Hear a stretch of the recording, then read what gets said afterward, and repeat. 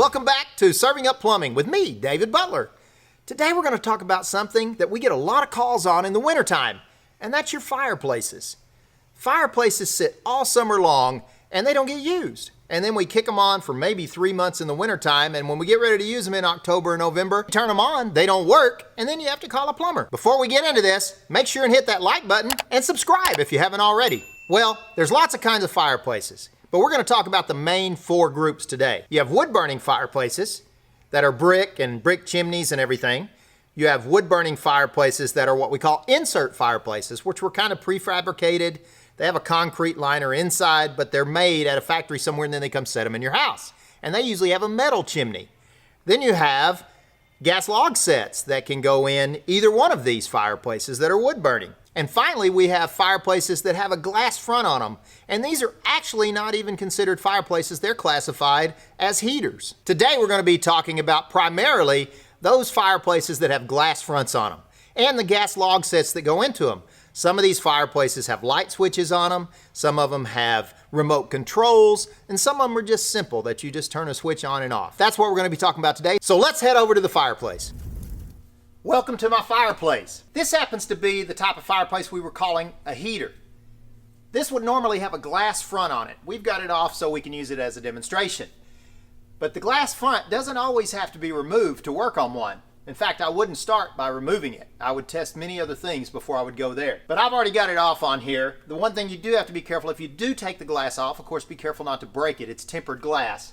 And it might have a little switch on it, like this one right here, that you would have to tape down with some tape or something. It kills it so that when you take the glass off, it can't be run. Been a dangerous situation. If it does have that, just tape it down and you can work on it while the glass is off. Now, if you're a licensed plumber, you can take care of this really well. But if you're a do-it-yourselfer, be extremely careful because this is gas. It is live gas on it. All right, you've only got 3 main things on this. You've got a gas control valve, a pilot light, and then you've got what we call either a thermopile or a thermocouple.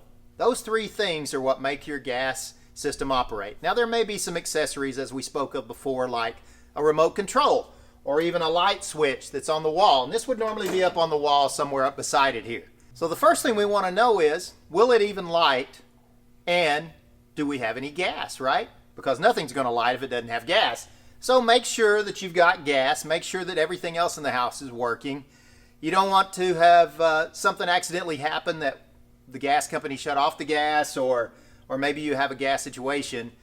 But make sure you've got gas by turning on your cooktop or something like that. If you do, then we know we've got gas to the house.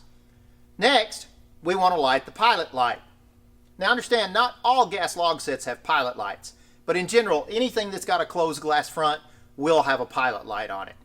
And the majority of the time, they'll have a push button spark igniter to light it with. Well, now I'm going to take these logs out and so we can get a closer look at the pilot light. Before you do, take a picture of it because the gas logs go in an exact and specific way. All right, now we've got the gas logs out. Now, one thing you've got to make sure of when you take the logs out, before you do, take a picture of it because the gas logs go in an exact and specific way. If you don't have that, it may be difficult to get them back the way you like it. Right back here in the back on this corner, could even be in the center, is going to be your pilot light assembly. Now, in that pilot light assembly, it's going to have the pilot light and it's going to have either a thermocouple or a thermopile. Now, these little thermocouples and thermopiles are critical to the safety of a fireplace. What they do is they produce a very small amount of electricity, and it's called a millivolt. That's 1/1000th of a volt. It's not going to shock you. You're not even going to feel it. But it's very critical to the safety of this.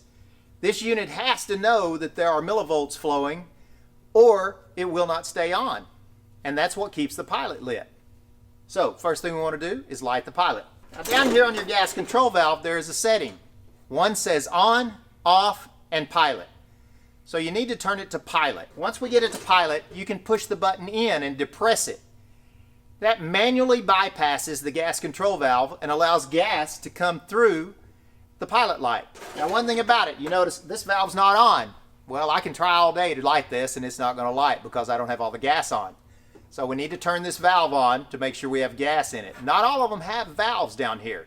Some of them will have what we call a Cly valve, the big silver plate with the square hole in it that has a key that goes in it on the side of the fireplace. You have to make sure that's turned on too before you start here. Once we make sure all those things are in place, We're going to come in, we're going to push the button in after we turn it to pilot. Gas should be coming out of there, and we're going to push the igniter button. You may have to push it several times, but if you notice, the pilot light lit. That's a great thing. You know we're ahead of the game already. You're going to have to hold that button in for a few minutes because we were talking about those millivolts a minute ago. It has to get that thermopile or thermocouple hot to start producing electricity. Once it produces a little electricity, you can very slowly let up on the button and your pilot light should stay lit. Now, we can learn two things here. If the pilot light does stay lit, we know that the thermocouple or thermopile is operating properly. It's producing electricity and it's sending to our gas control valve. If it does not stay lit, then now we're concerned that it might be the thermocouple or thermopile that's not operating properly, and it might need to be replaced. So that's one of the first things you look at. If the pilot light will not stay lit when you let the button up, it's most likely your thermopile or thermocouple. There is one way to test a thermopile. Now, real quickly, the difference between a thermocouple and a thermopile is the amount of millivolts it puts out. A thermocouple is kind of old school. It's a copper tube coming out of it, and it's a bulb at the end about 2 inches long.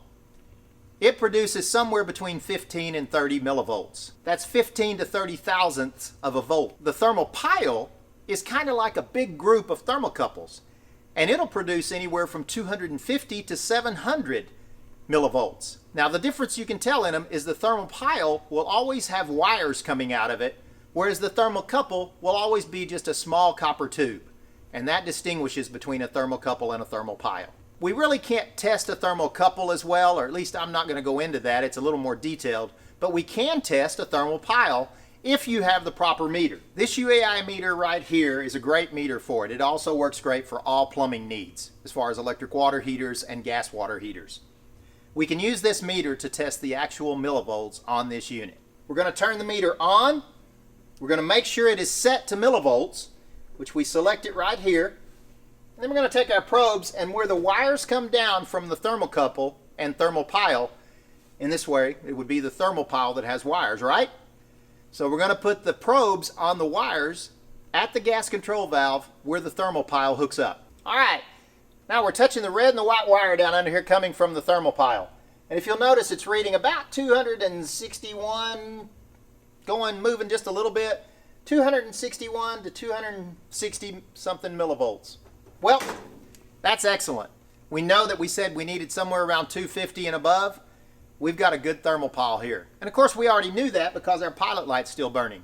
But in the event our pilot light wasn't burning, we could hold the manual override in, continue to keep the fire going, and make sure that we have proper millivolts coming out. If it's reading less than 250 or anything under that or zero, we know we need to replace the thermopile. All right, now we know we have a good thermopile and thermocouple.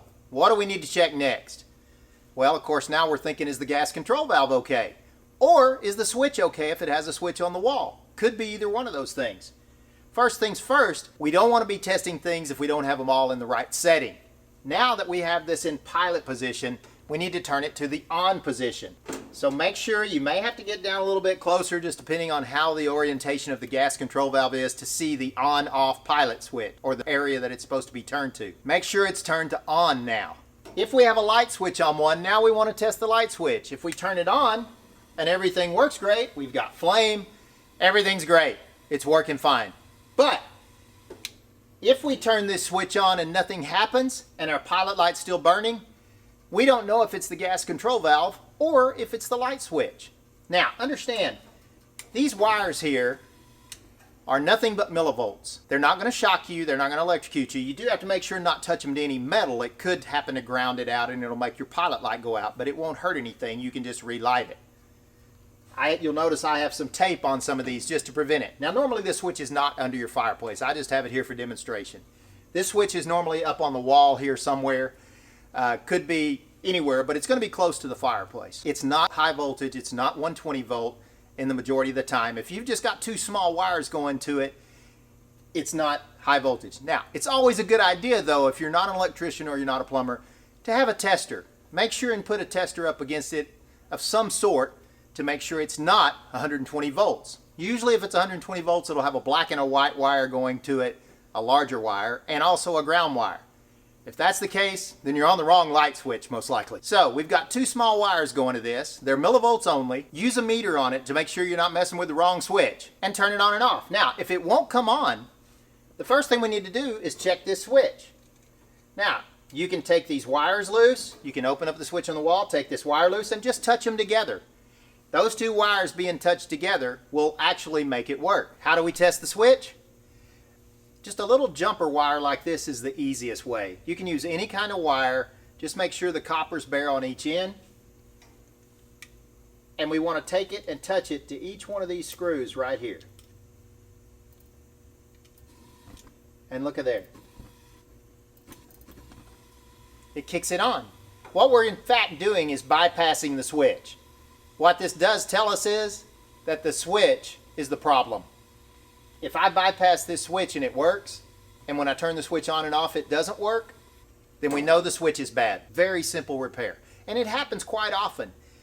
The switch may not be bad for an electrical circuit, but millivolts are such a small amount of voltage, any tiny amount of corrosion on the contacts can cause it not to make contact and pass the millivolts through the switch. That's the way you test the switch. You can also test the switch in the same way down here, where your 2 wires from your thermocouple come in and where your 2 wires from your switch come in. You can use the same jumper wire and jumper it down here at the bottom, and you'll get the same result. Basically, you're bypassing the switch leg altogether. That does tell you that the gas control valve is working properly and the switch is not. What if we try it and the switch is perfectly fine? We jumper it, nothing comes on. The switch goes on and off, nothing comes on. Now we've narrowed it down. We know it's our gas control valve. Because we know our Thermopile's been working, we've tested it. We know if we have a thermocouple that it should be working because our pilot light's still burning. Everything seems to be operating perfectly. We're just not getting the burner to kick on. At that point, you're sure that it's the gas control valve. You need to get all the numbers off your gas control valve, model number, whatever, and you can usually order them online. You need to know what the model, the serial number, and everything is off of it. Most of these gas control valves are generic. That means one fireplace company may use the same one that another fireplace company uses. And many of them are old. Sometimes they have some that retrofit to the old ones. Regardless, now you've learned how to test the gas control valve, how to test the thermocouple and thermopile, how to know if the pilot light's working. There is one last thing we didn't talk about. Now that's what if you try to light the pilot light and it won't ever light. Now that can be one of 2 things. Make sure your igniter's working. And the way you can tell that is you look real close up in there when you're pushing the button. You should see a spark jumping across somewhere in there to light the pilot. If you don't see any spark whatsoever, take a match and try and see if it'll light with a match. Preferably a longer fireplace match so you don't burn your fingers or anything. Push the button in with the setting to pilot, move a match across there, and see if it lights. If it lights, then we know the igniter's just not working. You can actually light it, leave it lit for the winter, turn it off. The only downside of that is you're going to have to take the glass off to light it. It's a real pain. So you usually want to fix that igniter. Now let's assume the igniter is working. You wave a match across it and everything and it won't light. Now we know that there's no gas getting to our pilot light. So you have to take the pilot light apart, disassemble it, and make sure and get it cleaned up. There's a little tiny orifice inside there that has a very, very small hole. I mean, the hole in that is smaller than the end of this wire right here. It's what controls the amount of gas that goes out to the pilot light. If there's ever gotten any moisture inside here, and oftentimes on fireplaces, it does rain down inside the chimney. So if you've gotten moisture in there and you have any rust and corrosion built up, oftentimes that can cause a little rust and corrosion buildup on your pilot, and it'll block off the gas. You can take it apart, clean it, you won't have to buy a new pilot, and usually get it working again. That's if the pilot light's clogged. The other thing you can check, right down under here, where the pilot light connects. You have this tube coming down through, it's a 1/4 inch tube that connects onto the gas control valve. You can disconnect it at the gas control valve and push in your button just very shortly and see if any gas comes out of it. You will hear it blowing out of it.